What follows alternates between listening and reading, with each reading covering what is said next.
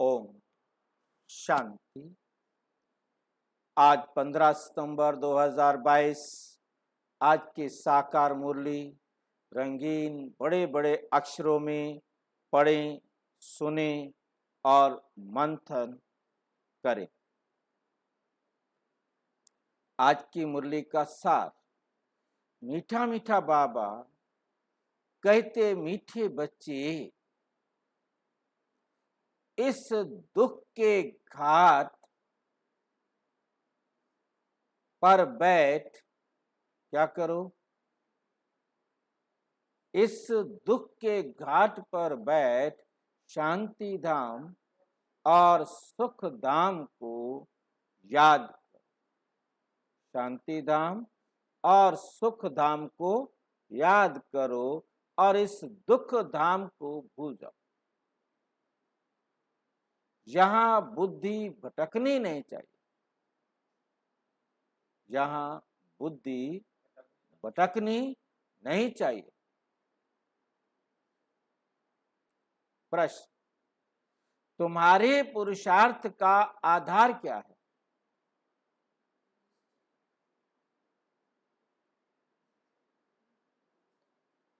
निश्चय।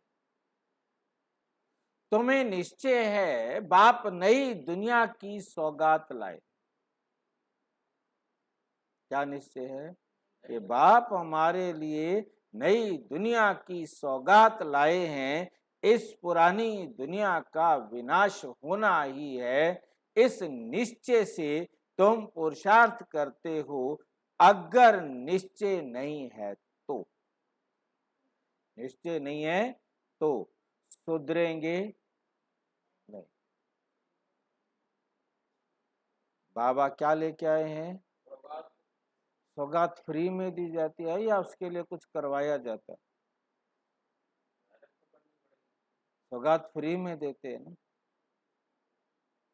हाँ, बाबा कहता है ना मिले फ्री में कुछ भी, जाना देगा। यहाँ कहता है जितना करोगे उतना मिलेगा। सौगात भी फ्री में नहीं देते, समझ लेना। लाया है हमारे लिए, परंतु देगा जितना बाबा की श्रीमत पर चलेंगे। आगे चल अखबारों द्वारा तुम्हारा मैसेज सबको मिलेगा, आवाज निकलेगा, तुम्हारा निश्चय भी पक्का होता जाएगा। जो अभी आपके निश्चय में कमी है वो निश्चय भी तुम्हारा क्या होता जाएगा? पक्का होता जाएगा। Om Shanti. Tower of silence और टावर ऑफ सुख। शांति का टावर और सुख का टावर कहाँ है? ये दोनों हमने तो टावर और लाइट हाउस वाला देखा था। हाँ जी, शांति धाम और सुख। तो शब्द तो ये आए है ना, टावर ऑफ साइलेंस और टावर ऑफ सुख। मतलब सबसे ऊंचा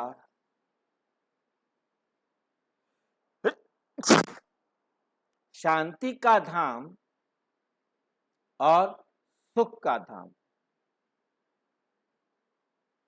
तुम बच्चे यहाँ बैठे हो तो तुम्हारी बुद्धि घर में जानी चाहिए। वो है शांति का टावर। ऊंचते ऊंच को टावर कहा जाता है। सबसे ऊंची शांति, सबसे ऊंचा सुख शांति धाम और सुख धाम में मिलता है। तुम शांति के टावर हो। अब शांति का काम क्या है? एक तो ऊंचा धाम, दूसरा टावर का काम क्या होता है? लाइट हाउस क्या होता है? एक टावर होता है बहुत ऊंचा, जिसके ऊपर लाइट घूमती रहती है, जिससे दूर से यात्रियों को पता लगता है कि वहां हमको जाना। लाइट हाउस भी क्या होता है? एक टावर ऑफ लाइट, बहुत ऊंचा स्तंभ जिसके ऊपर लाइट लगी। घर में जाने के लिए तुम पुरुषार्थ कर रहे हो, कैसे जाते हो? जो टावर में रहने वाला बाप है वो शिक्षा देता है, वो गाइड करता है, वो रास्ता दिखाता है कि मुझे याद करो। मतलब हाँ, मुझे याद करो, मेरी श्रीमत पर चलो तो शांति के टावर में आ जाएंगे। बिना मेरी श्रीमत के पर चले तुम शांति के टावर में आ नहीं सकते, कोई रास्ता नहीं है। उसको घर भी कहा जाता है, शांति धाम भी कहा जाता है। ये बातें समझाई जाती हैं अपने शांति धाम सुख धाम की याद में रहो। ये बातें समझाई जाती हैं कि अपने शांति धाम और सुख धाम की याद में रहो। बच्चे कहते नहीं रह सकते, नहीं रह सकते हो तो गोया जंगल के काटे हो,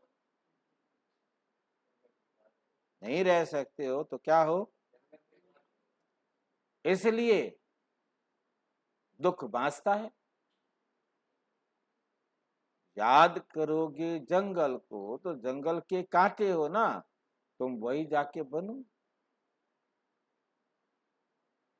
अपने को शांति धाम के निवासी समझो, अपने घर को याद करना है ना, भूलना नहीं है। घर है ही बाप का, तो वहां तो आना है ना।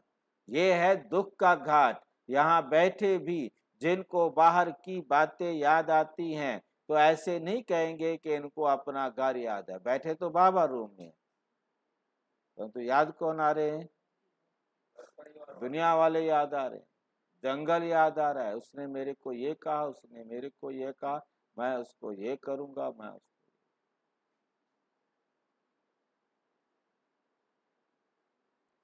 इनको अपना घर याद है, इसलिए बाप रोजाना शिक्षा देते रहते हैं।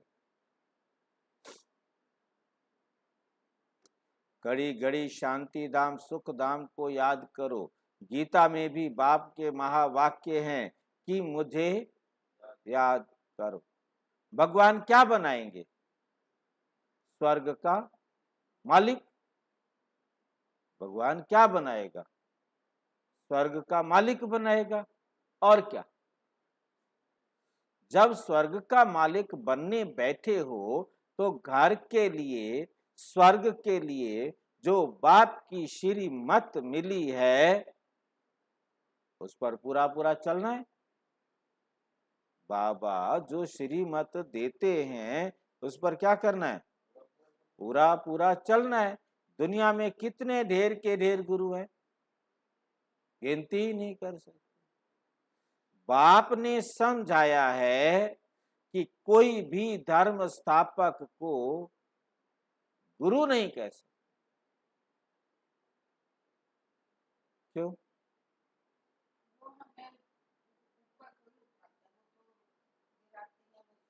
वो तो आके बताते सच बोलो, झूठ मत बोलो, चोरी नहीं करो, ठगी नहीं करो, बेईमानी नहीं करो।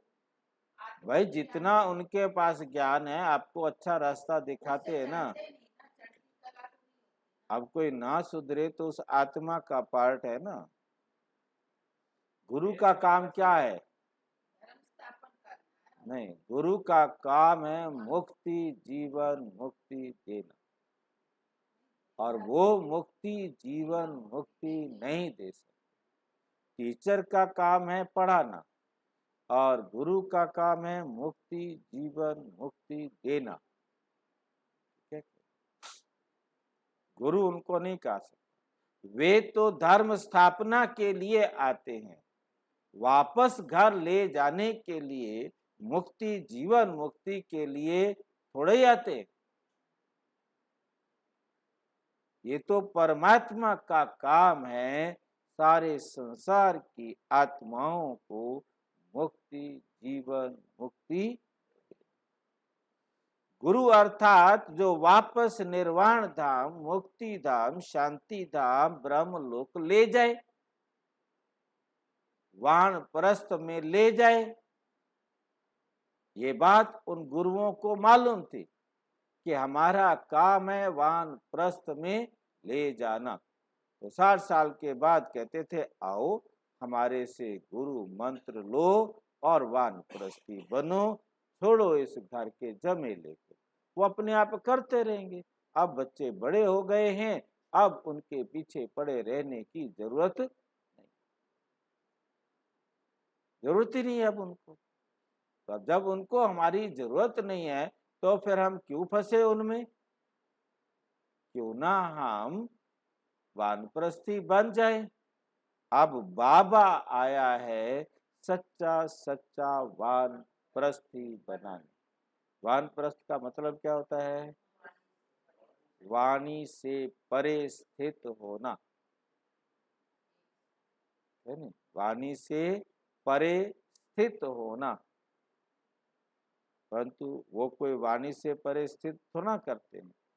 वाणी से परे हम स्थित होते हैं तो सिर्फ परम धाम में,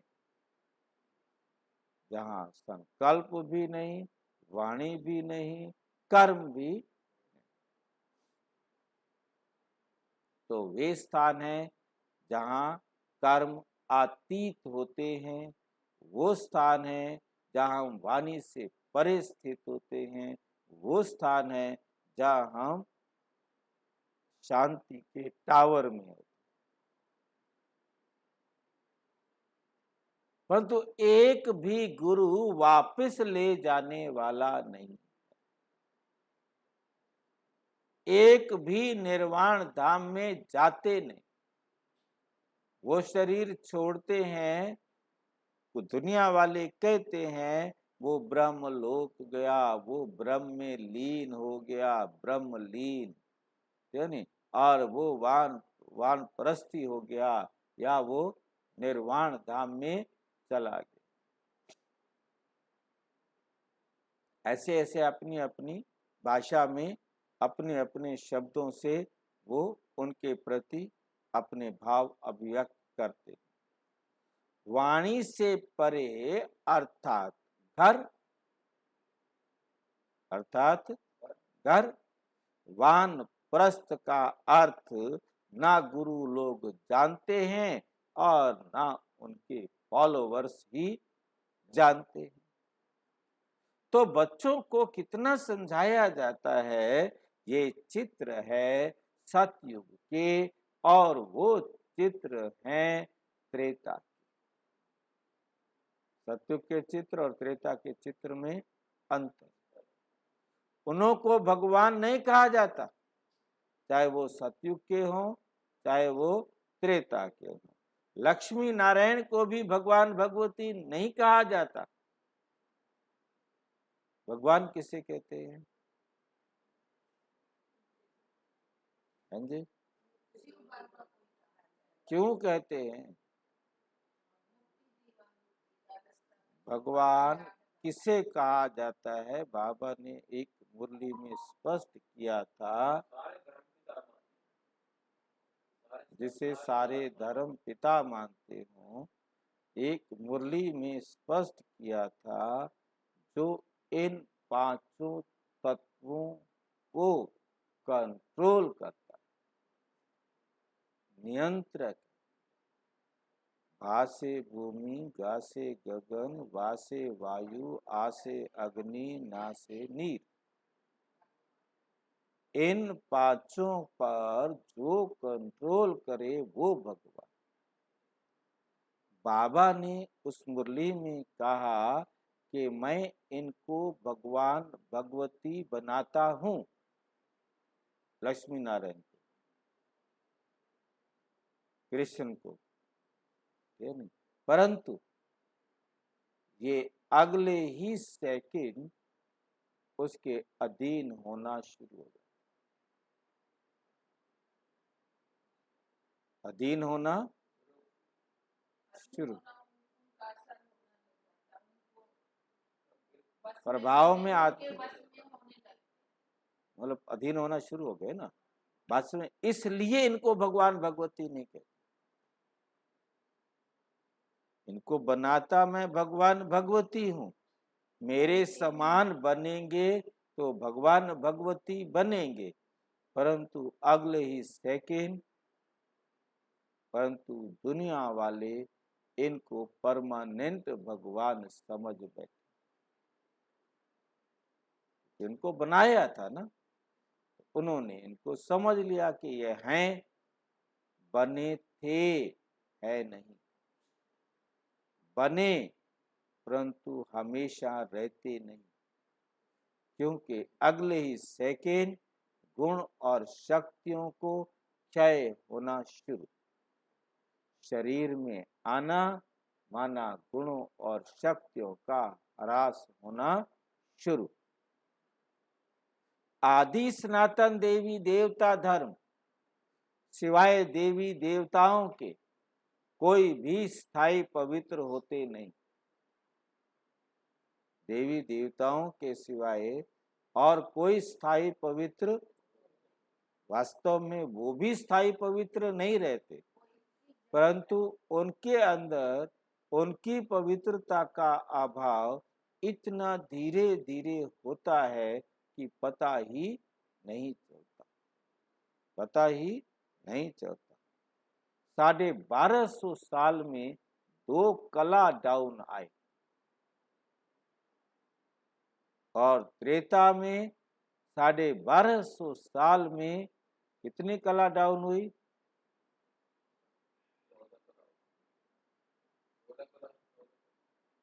2 कला तो सतयुग में हुई ना, तभी तो त्रेता 14 कला हुआ। फिर 14 कला से त्रेता के अंत में कितने रहे? 8, 6 कला डाउन हो गई। 1250 साल में 2 कला डाउन हुई, और अगले 1250 साल में 6 कला डाउन हो गई। समझ गए बात?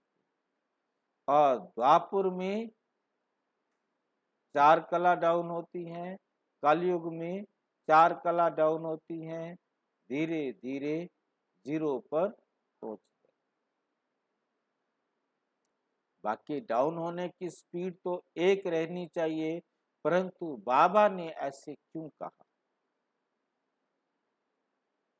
बाबा से स्पेशली ये प्रश्न पूछा गया, तो ब्रह्मा बाबा ने स्पष्ट किया कि कोई भी चीज शुरू शुरू में जो गिरने की जो स्पीड होती है, पुराने होने की जो स्पीड होती है, वो कम होती है, परंतु आगे चलकर स्पीड बढ़ जाती है, आगे चलकर स्पीड बढ़ जाती है। ये ब्रह्मा बाबा ने कहा, ब्रह्मा बाबा के थ्रू हम स्वीकार करते हैं कि शिव बाबा ने कहा। परंतु जो गिरने की जो स्पीड है वो दुनिया वाले मानते हैं, विज्ञान मानता है कि हमेशा एक समान रहती है, एक समान रहती है। चाहे वो मानो चाहे वो मानो, आना तो 16 से 0 पर है, 100 से 0 पर है, ठीक है कि नहीं? स्थायी पवित्र होते नहीं, देवताओं के सिवाय देवी देवताओं के कोई भी स्थायी पवित्र होते नहीं। हम कह नहीं सकते कि देवता परमानेंट पवित्र है। 21 जन्म तक हम उनको देवता कहते हैं, परंतु उन देवताओं की अपनी अवस्था में तो गिरावट आ ही रही है। 100 से 99 पर आए, 98 पर आए, 97 पर आए, त्रेता के अंत तक 51 हो गए, 100 से 51 तक आना, क्या उनकी पवित्रता 100% रही? नहीं रही। परंतु फिर भी उनको देवता कहते हैं। क्यों कहते हैं देवता? याद है कि भूल गए? देते हैं। जब तक उनके अंदर 51 गुण हैं, 49 अवगुण हैं, तो गुण ज्यादा है ना, तब तक वो गुणों को देने वाले। और जैसे ही द्वापुर शुरू हुआ, 51 अवगुण हो गए, 51 अवगुण हो गए और 49 गुण रह गए। तो यहाँ गुण कम हो गए, अवगुण ज्यादा हो गए, तो क्या देने वाले बन गए? अवगुण देने वाले बन गए। इसलिए गुण देने वाले को दाता कहा जाएगा। अवगुण देने वाला है तो दाता, परंतु वो नरक का दाता बन गया, वो दुख देने वाला बन गया, क्योंकि अवगुण देने वाला बन गया ना। 21 जन्म पवित्र सिर्फ एक ही धर्म रहता है, फिर धीरे धीरे अवस्था कम होती जाती है। त्रेता में 2 कला कम, तो सुख भी कम हो जाता है। उसको कहा जाता है त्रेता युग 14 कला। त्रेता युग 14 कला। त्रेता क्यों कहा जाता है? किसको याद है?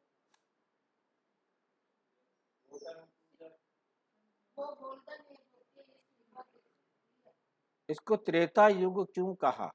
त्रेता युग नाम क्यों पड़ा? हाँ, याद है इनको।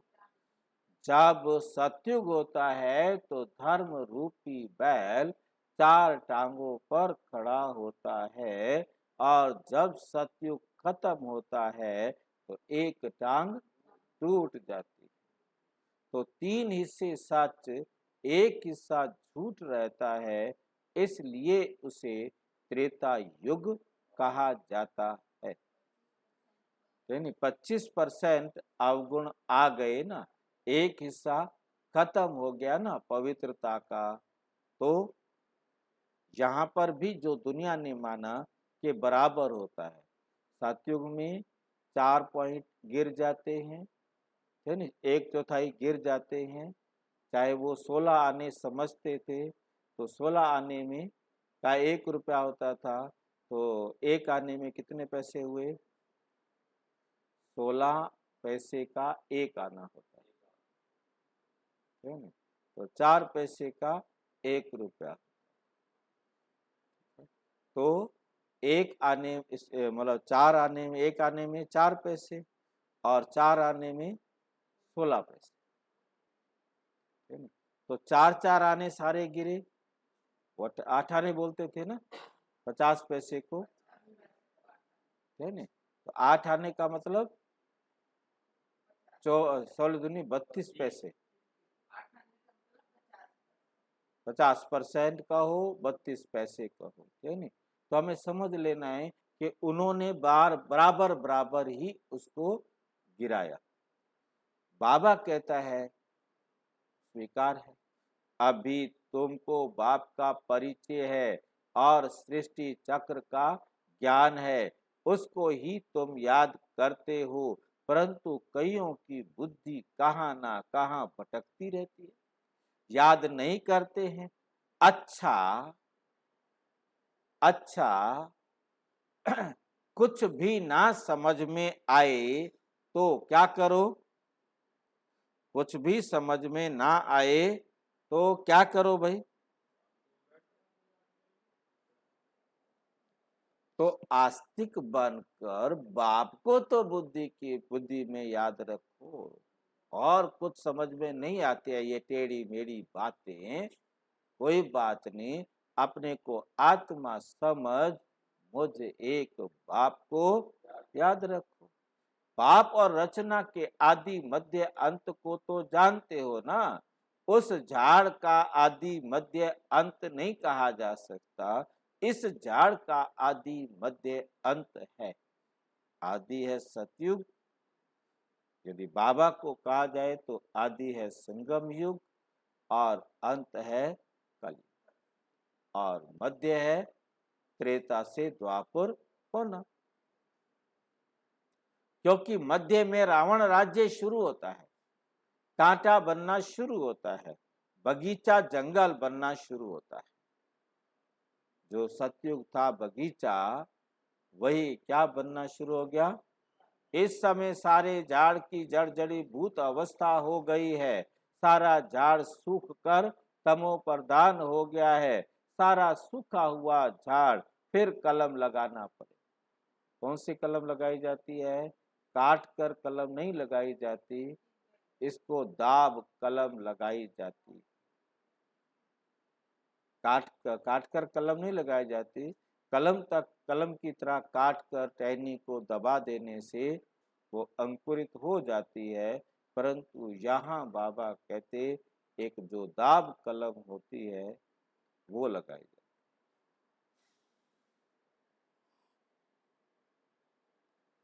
इसका कलम लगता है, कलम ना लगे तो परले हो जाए,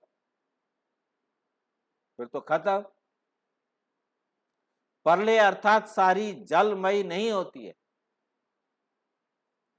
भारत रह जाता, भारत खंड रह जाता है, परंतु जलमयी नाम तो है ना। मीठे मीठे बच्चे जानते हैं कि चारों ओर ही जलमयी हो जाती है, चारों ओर जलमयी हो जाती है। अमेरिका, अफ्रीका, ऑस्ट्रेलिया जितने भी खंड है वो सारे के सारे जल में डूब जाते हैं, भारत ही सिर्फ रहता है। जैसे बाढ़ आती है फिर उतरती भी है ना। एक बार तो ऐसी बाढ़ आएगी कि सारी धरती जलमय हो जाएगी, और एक समय ऐसा भी आएगा कि धरती पर पानी की बूंद भी नहीं होगी, बूंद ही नहीं होगी। पीना क्या, बूंद ही नहीं होगी। हाँ, ये भी याद रखना। क्यों नहीं होगी? क्योंकि ऐसे बॉम्ब्स और मिसाइल्स चलेंगे जिनका टेम्परेचर प्लेटिनम जैसी हार्डेस्ट मेटल को भी लिक्विड बना देगा, पिघाल देगा। पहाड़ पत्थर मिट्टी तो वाष्प हो जाएगी, ये पहाड़ पत्थर मिट्टी भी क्या बन जाएंगे, लिक्विड, पिघल जाएंगे, है नहीं, और वाष्पित भी हो सकते। परंतु चाहे कुछ भी हो, क्योंकि वाष्पित बनेंगे तभी सहज रीति हवा के साथ उड़कर अपनी जगह पर जा सके, वरना कैसे ले जाएंगे। अब कहाँ कहाँ से पत्थर तोड़ तोड़ कर मकान बनाए, रोड बनाए हैं, सड़कें बनाई हैं। कहाँ कहाँ से जापान से टाइलें मंगाई गई, चाइना से टाइलें मंगाई गई, चाइना से सामान मंगाया गया। तो वो सारा कुछ वापस दोबारा जाएगा ताकि वो अगले कल्प में हम उसे यूज कर सके। तो हवा से जाना तो आसान होगा ना, एकदम पानी सारा स्टीम बन के आकाश में उड़ेगा और सारा पॉल्यूशन, प्रदूषण वापस धरती पर लेकर आएगा। अब वो पोल्यूशन क्या है? पेट्रोलियम। पेट्रोलियम कहाँ था? धरती के नीचे। अब वो दोबारा धरती के नीचे पेट्रोलियम बनेगा, तभी तो हम अगले कल्प में उसको प्रयोग कर सकेंगे, वरना कैसे करेंगे। तो वो पेट्रोलियम भी नीचे आना है, सब चीजों को अपनी जगह पर पहुंचना है, तो उसको पहुंचाने के साधन क्या होंगे? कितना बड़ा परिवर्तन होगा, इसको बहुत अच्छी तरह ध्यान से समझना।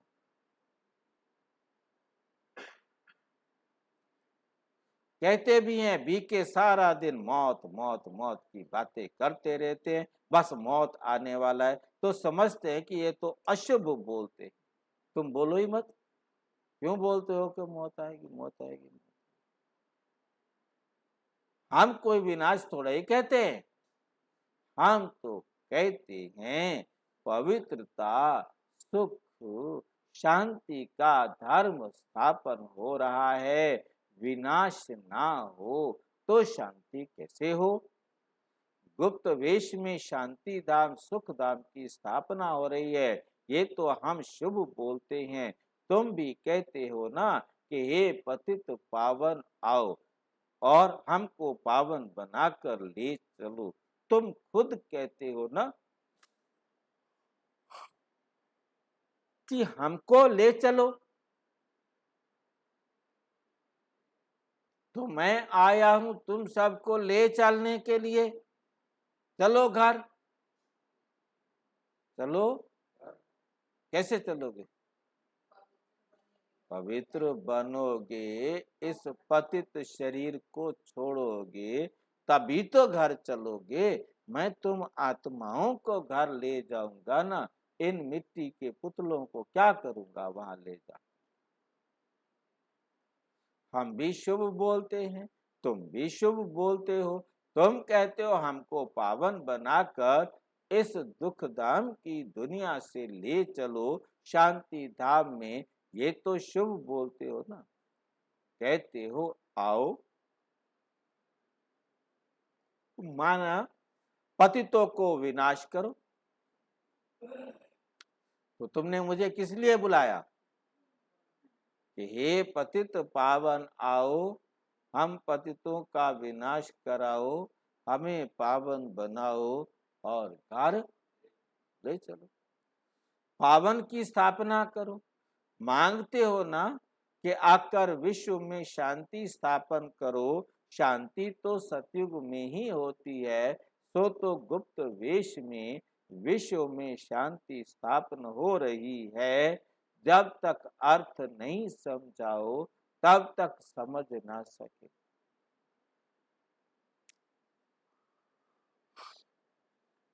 सिवाय बाप के मौत तो कोई दे ना सके। बाप को ही कहा जाता है कालों का काल महा, सबको मौत देते हैं। कितने ढेर के ढेर का मौत देते हैं। सतयुग में कितने थोड़े मनुष्य हैं, बाकी सबको मौत मिल जाती है। बुलाते ही हैं कि पावन दुनिया में ले चलो, तो पावन दुनिया जरूर नई ही होगी। ये थोड़े ही होगा कि पुरानी दुनिया का भी अर्थ नहीं समझते। पावन दुनिया में बहुत थोड़े मनुष्य रहते हैं, शांति रहती है। ये बातें समझने और समझाने की हैं, कितनी सहज, परंतु बुद्धि में बैठता ही नहीं, क्योंकि समय ही नहीं है बुद्धि में बैठने का। कहा भी जाता है ना, कुंभकर्ण की नींद में सब सोए पड़े हैं, ये नहीं जागेंगे। ये ड्रामा बड़ा विचित्र है, तो सारा चक्र बुद्धि में फिरना चाहिए। बाप आकर सारा ज्ञान देते हैं, उनको कहते ही हैं नॉलेजफुल, ज्ञान का सागर। ज्ञान का सागर एक ही बाप है। तुम जानते हो पानी के सागर कितने हैं, जितने नाम हैं उतने सागर है। वह सागर एक ही है, ये तो अलग अलग पार्टीशन पर नाम रख दिए हैं। बाहर सागर तो एक ही है ना।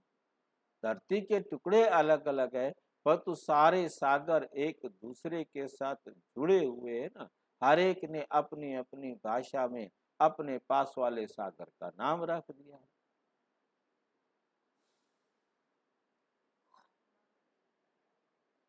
Vasco D gamma, Columbus, Megasthenes, ये यात्री निकले। वास्को डी गामा तो पहुंच गया पुर्तगाल, गोवा, पुर्तगाल से आया था, भारत में गोवा में पहुंच गया। परंतु कोलंबस जो है वो नीचे से ही चला गया। तो कहाँ पहुंच गया वो? खोजने निकला था इंडिया को, तो जहां पहुंचा उसका नाम रख दिया वेस्ट इंडीज, अमेरिका पहुंच गया।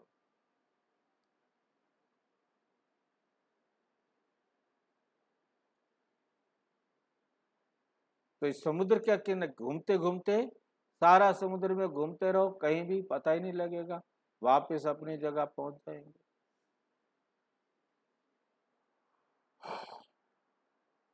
सागर तो एक ही है, बीच बीच में टुकड़े टुकड़े कर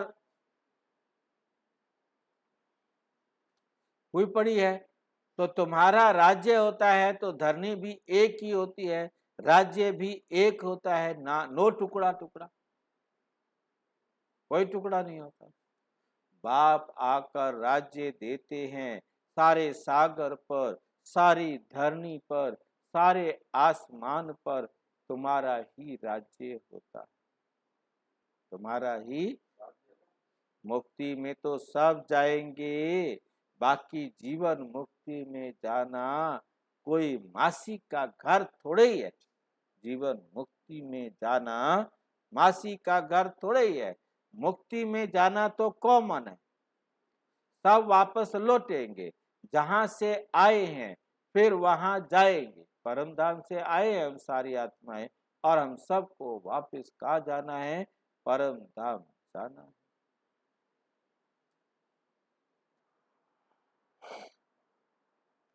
बाकी नई दुनिया में सब थोड़े ही आएंगे, तुम्हारा ही राज्य है। कोई कोई तो इतना देरी से आते हैं जो पुरानी दुनिया शुरू होने से थोड़ा ही पहले, यानी 200-400 वर्ष पहले आते। और हम क्या कहेंगे? बाबा की भाषा में हम क्या कहेंगे? 1 साल पहले आते। वो भी है ना, जो सृष्टि परिवर्तन से 1 साल पहले।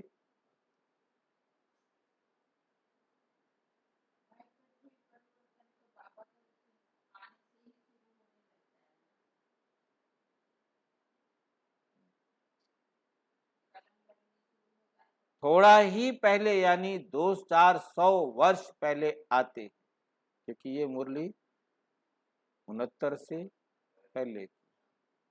और लास्ट मुरली जो बाबा ने अव्यक्त होने से 13 दिन पहले चलाई, उसमें बाबा ने ये राज खोला कि कोई भी आत्मा कम से कम 1 साल के लिए इस पृथ्वी पर जरूर आती, और ज्यादा से ज्यादा परम धाम में।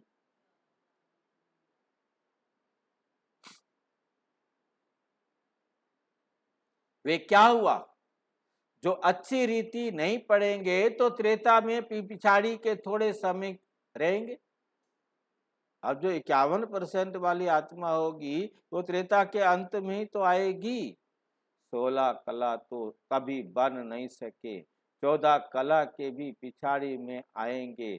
इनको उनको सामने उनको सामने दुख की दुनिया देखने में आएगी, कांटों की दुनिया के नजदीक आ जाएंगे। वहां कोई ये मालूम नहीं पड़ता है कि सारी नॉलेज अभी है जो बुद्धि में धारण करनी है। इस समय मनुष्य के पास देखो पैसा कितना।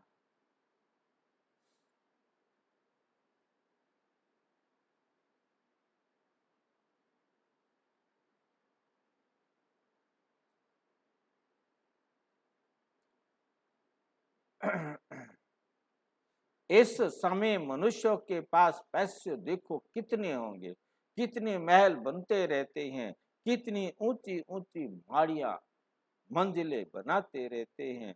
समझते हैं सतयुग में भारत अभी ऊंच है। अभी ही सतयुग से भी भारत अब क्या है? ऊंच है।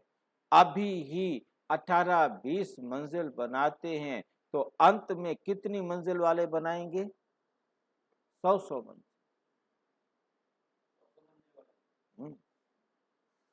सतयुग त्रेता में तो ये माड़ियां, ये फ्लोर, ये मंजिलें बन गए, बनेंगे नहीं, बन गए इसलिए बोला।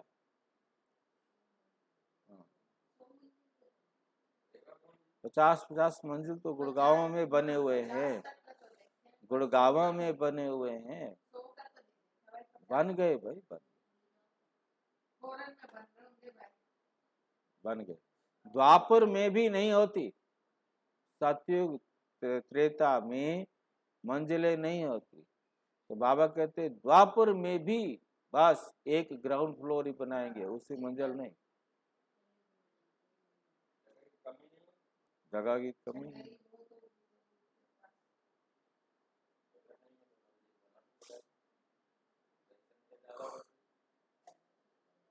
ये तो कलयुग में जब आकर बहुत मनुष्य हो जाते हैं, 2 मंजिल 10 मंजिल बढ़ाते जाते हैं, क्योंकि मनुष्य बढ़ते जाते हैं, तो वो जाए कहाँ? धंधा धोरी बहुत है तो बड़े बड़े मकान भी बनाते रहते हैं, शोभा के लिए। जंगल से मंगल होता जाता है, कितने अच्छे अच्छे मकान बनते रहते हैं, जमीन लेते रहते हैं ना। बॉम्बे वाले क्या थे, 80-90 वर्ष में देखो क्या हो गई है।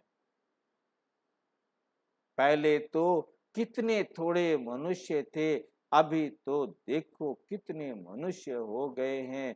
समुद्र को सुखाया है, अभी भी देखो, अभी भी देखो समुद्र को कितना सुखाया।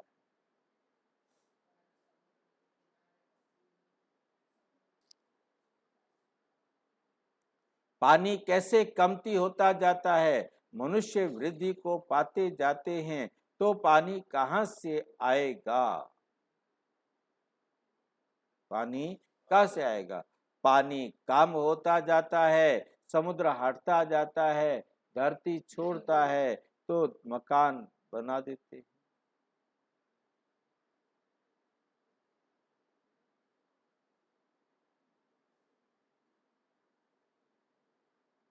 धरती छोड़ता है तो मकान बना देते हैं। फिर पानी चढ़ जाएगा तो कराची व बॉम्बे का बहुत सा हिस्सा पानी में चला जाएगा। तुम जानते हो सब खंड खत्म हो जाएंगे, आफतें आने वाली हैं, इसलिए बाप कहते हैं जल्दी जल्दी तैयार होते रहो। जैसे शमशान में जब आग जलकर खत्म होती है तब लौटते हैं, बाप भी विनाश के लिए आए हैं, तो आधे में थोड़े चले जाएंगे, आधे में तो नहीं जाएंगे ना। आग लगाकर जब पूरी होती है तब चले जाएंगे, फिर बैठकर क्या करेंगे? आग बुझेगी नहीं, सब चले जाएंगे, सबको साथ ले जाएंगे। होना होगा, होनी ही होगी ना।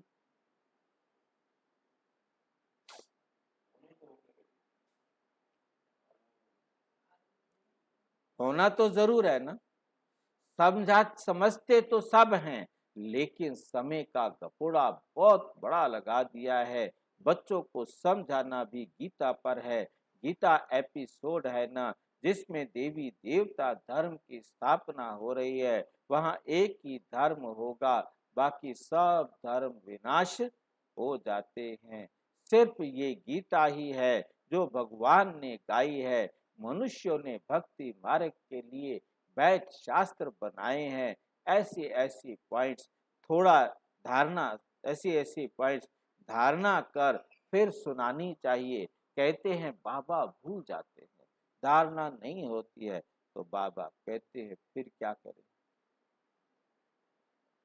फिर क्या करें।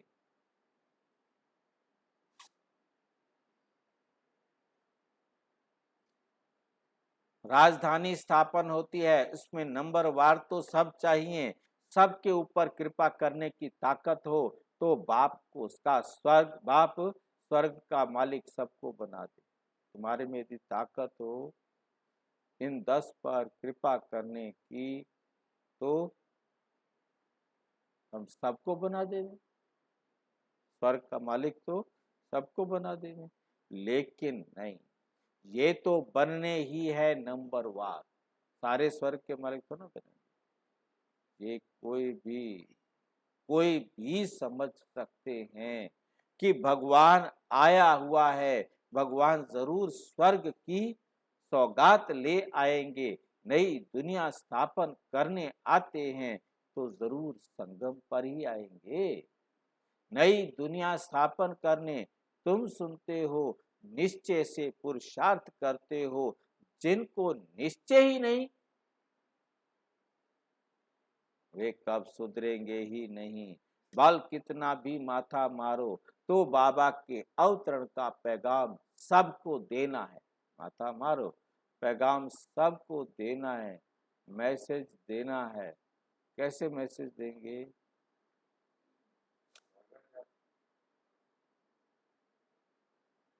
आगे चल अखबारों में पढ़ ही जाएगा, जैसे तुम्हारा बदनाम भी अखबारों द्वारा ही हुआ, फिर नाम वाला भी अखबारों द्वारा ही होगा।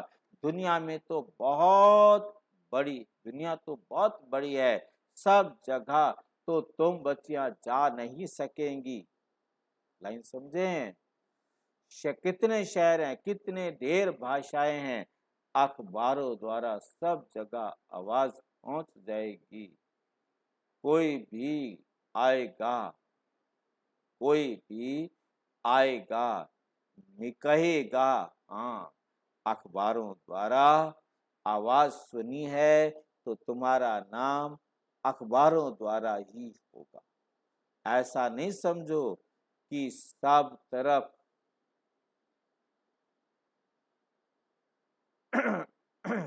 तुमको जाना पड़ेगा, फिर तो पता नहीं कितना समय लग जाए। अखबारों द्वारा ही एक्यूरेट सुनेंगे। तुम कहते भी हो कि बाप को याद करो तो बाप जो है ना क्या बन जाएगा? पवित्र आत्मा।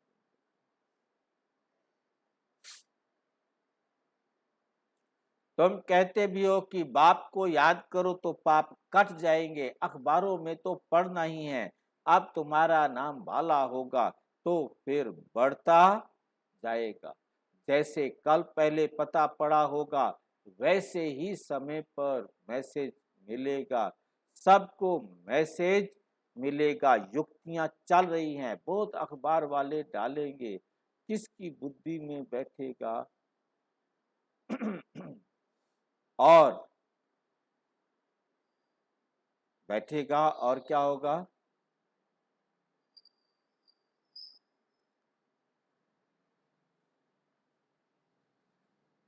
डाल देंगे, सब धर्म वालों को मालूम पड़ जाएगा, तब तो कहेंगे ओ प्रभु तेरी पिछाड़ी में बाप की याद सबको आएगी, परंतु कर कुछ भी नहीं सकेंगे।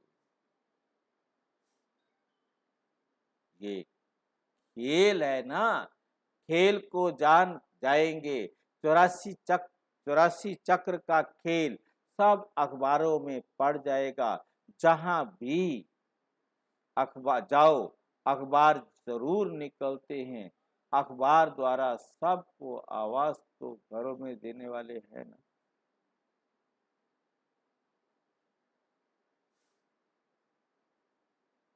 तुम्हारी बातें तो सबसे ऊंच है ना, विनाश का समय भी तो जरूर आना ही है, ड्रामा प्लान अनुसार। जैसे कल पहले मालूम पड़ा होगा, अभी भी पड़ेगा, धीरे धीरे स्थापना होती है ना। संगम युग याद पड़े तो पड़े, पड़े तो पड़े।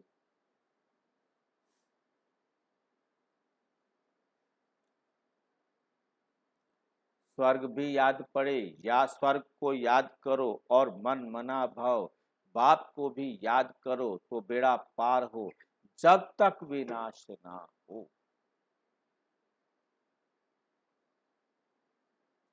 शांति कहाँ से आएगी?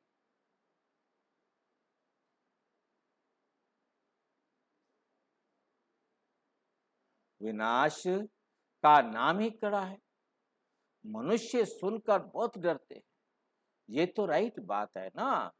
पतित दुनिया में अनेक दुख हैं, पावन दुनिया में अनेक सुख है। बाप देखो सौगात कैसी लाते हैं।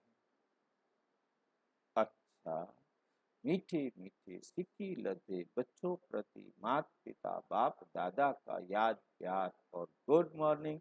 रूहानी बाप की रूहानी बच्चों को नमस्ते। हम रूहानी बच्चों की रूहानी बाप दादा की नमस्ते। धारणा के लिए मुख्य सार। नंबर 1, पढ़ाई को अच्छी तरह पढ़कर उच्च पद पाना है। आफ्ते आने के पहले नई दुनिया की स्थापना, नई दुनिया को तैयार करना है।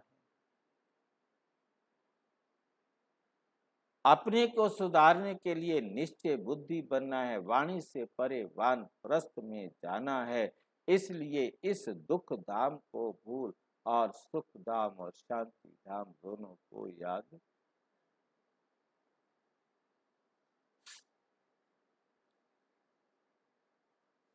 तो क्या करना है? इसलिए दुख धाम को भूल, शांति धाम और सुख धाम को याद करना। वरदान, किसी भी परिस्थिति में फुल स्टॉप लगाकर दुआओं का अधिकार प्राप्त करने वाले महान आत्मा। कैसी भी बात हो जाए क्या लगा दो? सारे आपकी खूब दुआ की।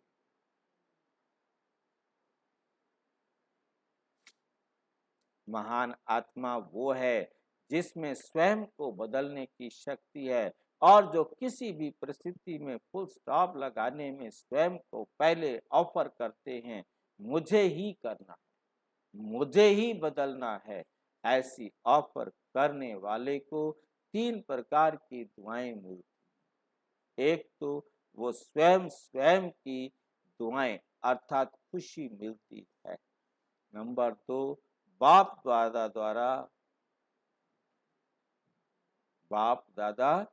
द्वारा दुआएं अर्थात खुशी मिलती है। बाप द्वारा ब्राह्मण परिवार के बाप द्वारा और ब्राह्मण परिवार द्वारा। इसलिए अलबेलापन नहीं लाओ कि ये तो होता ही है, चलता ही है। फुल स्टॉप लगाकर अलबेलेपन को परिवर्तन कर अलर्ट बन जाओ। स्लोगन है, संकल्पों की एकाग्रता द्वारा ही श्रेष्ठ परिवर्तन में फास्ट गति आ सकती है।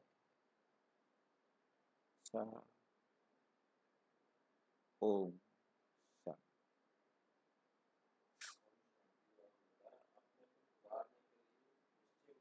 विस्तार से जानने के लिए विश्व में 140 देशों में प्रजापिता ब्रह्मा कुमारी ईश्वरीय विश्वविद्यालय के किसी भी सेवा केंद्र पर संपर्क करें। और यदि कोई प्रश्न है तो 9213106986 पर केवल टेलीग्राम करें। 9650692270 पर केवल व्हाट्सएप करें, फोन नहीं। ओम शांति।